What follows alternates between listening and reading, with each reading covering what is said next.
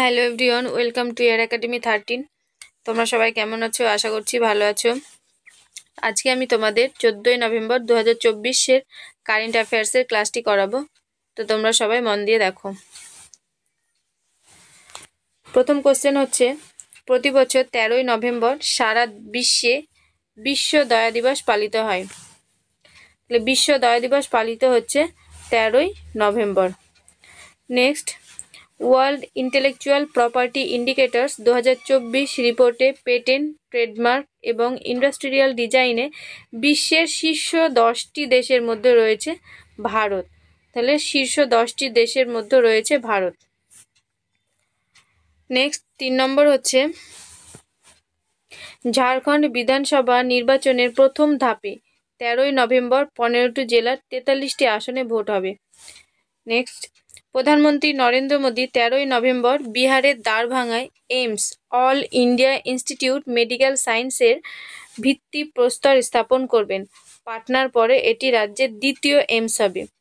প্রথমে পাটনায় এইমস হয়েছে, এরপরে হচ্ছে বিহারের দ্বারভাঙায়, এটা হচ্ছে দ্বিতীয়।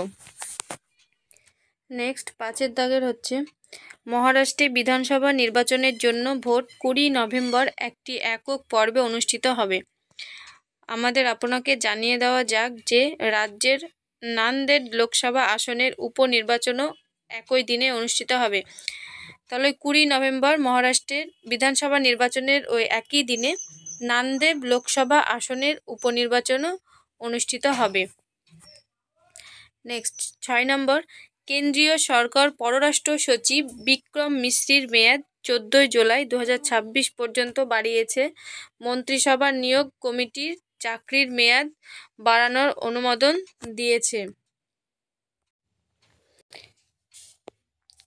নেক্সট 7 নম্বর হচ্ছে, প্রতিরক্ষা গবেষণা ও উন্নয়ন সংস্থা DRDO 12ই November integrated test range Chandipur Odisha থেকে একটি মোবাইল আর্টিকুলেটেড লঞ্চার থেকে দূরপাল্লার ল্যান্ড অ্যাটাক ক্রুজ মিসাইলের প্রথম ফ্লাইট পরীক্ষা পরিচালনা করেছে।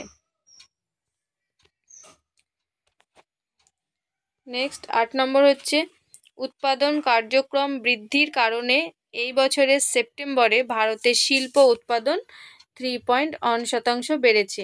তাহলে ভারতের শিল্প উৎপাদন বেড়েছে 3.1%।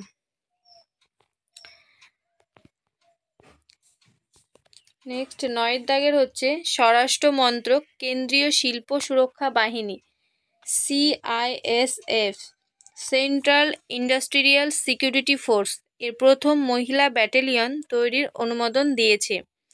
নারীর ক্ষমতায়ন এবং জাতির নিরাপত্তায় তাদের ভূমিকা বাড়ানোর লক্ষ্যে এই সিদ্ধান্ত নেওয়া হয়েছে।